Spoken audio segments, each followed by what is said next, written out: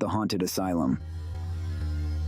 When I first heard about the abandoned Crescent Hills Asylum, it was through a late-night conversation with friends around a campfire. They spoke in hushed tones about the sinister place on the outskirts of town, where it was said the screams of the former patients still echoed through the halls. The tales of ghostly apparitions, strange sounds, and inexplicable occurrences piqued my curiosity. As an aspiring journalist, I couldn't resist the lure of uncovering the truth behind the legends. Equipped with a flashlight, a camera, and a digital recorder, I set out one foggy autumn evening to explore the asylum. The building loomed in the distance, a dark silhouette against the twilight sky. Its windows were broken, and the paint was peeling off in large patches, giving it an eerie, decrepit appearance. The iron gate creaked ominously as I pushed it open, the sound echoing through the stillness. I stepped inside, the temperature dropping noticeably as I crossed the threshold. The air was thick with the scent of mold and decay. I switched on my flashlight, the beam cutting through the darkness to reveal a long, desolate hallway. The walls were lined with faded, peeling wallpaper, and the floor was strewn with debris. As I walked deeper into the asylum, the sense of unease grew stronger, as if the building itself was watching me. I decided to start my investigation in the old patient wing. According to the stories, this was where most of the paranormal activity occurred. The doors to the patient rooms hung ajar, revealing glimpses of rusty bed frames and decaying furniture.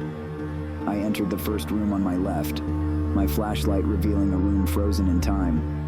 An iron bed frame sat in the corner, its mattress long gone. The remnants of a patient's life were scattered about. A broken doll, a crumpled photograph, and a diary with brittle pages.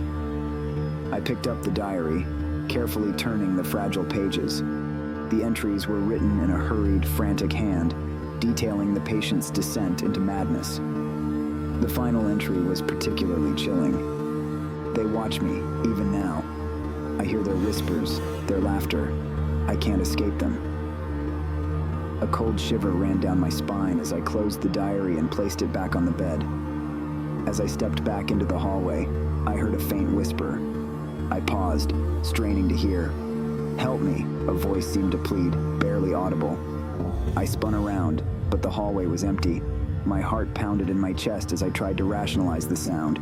It must have been the wind, I told myself, but the chill in the air suggested otherwise. I continued my exploration, moving cautiously down the hallway. I entered another room, this one filled with rusted medical equipment. The sight of old restraints and syringes sent a wave of nausea through me. I was about to leave when I noticed a small leather-bound book on a dusty table. It was a journal, similar to the one I had found earlier. This journal belonged to a nurse who had worked at the asylum. Her entries were heartbreaking, describing the inhumane treatment of the patients. "They cry for help, but no one listens," she wrote. "I fear the evil here has taken root in the very walls."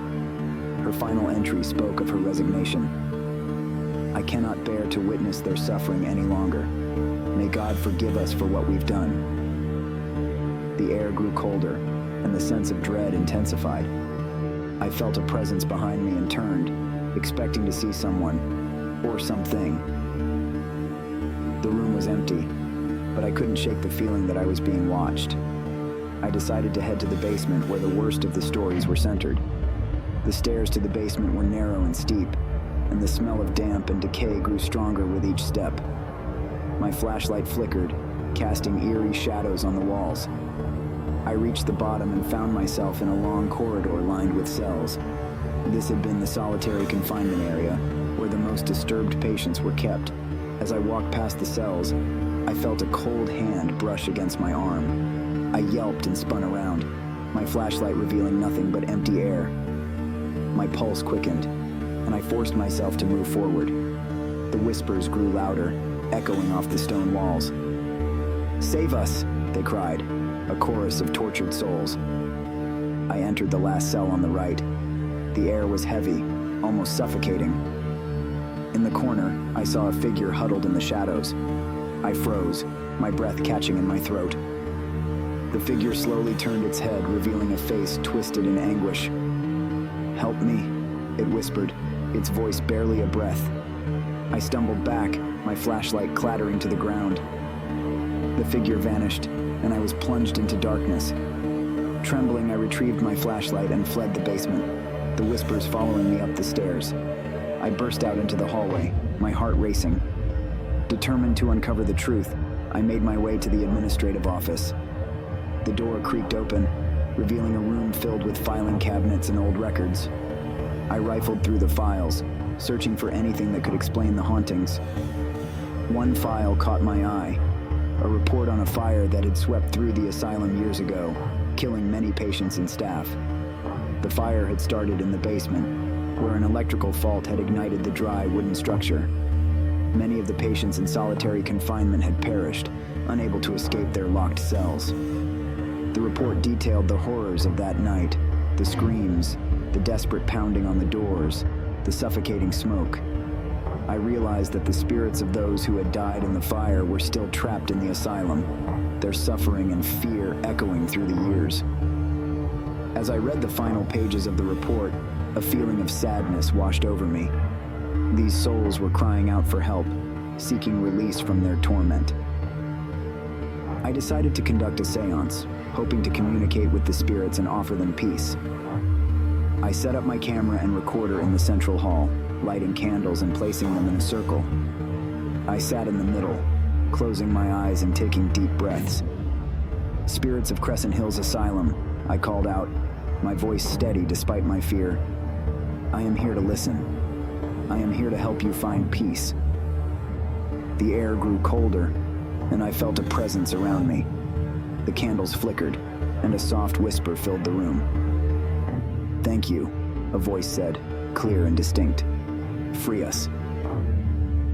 I felt a wave of emotion, a mixture of sadness and relief. I continued to speak, offering words of comfort and encouragement. The room grew warmer, the oppressive atmosphere lifting.